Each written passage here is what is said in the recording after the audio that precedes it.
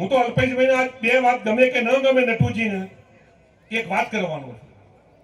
સરકાર કોઈ પણ નહીં હોય, કોંગ્રેસની હોય તો અમારી જવાબદારી અને ભાજપની હોય તો કોણ કરવાની જવાબદારી અમની.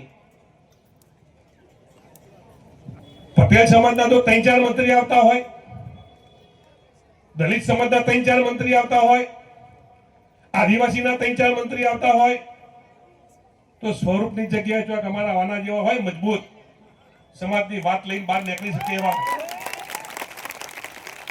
તો ઠાકોરના 3-4 આવે તો અમને શું વાંધો હશે, તમને શું વાંધો હોય? ઠાકોરના 25-30 ધારાસભ્યો છે.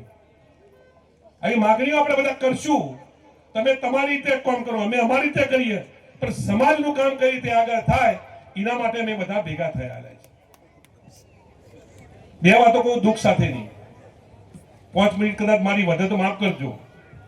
એક બાજુ આપણે છોકરા ભણાવવાની વાતો કરીએ છીએ,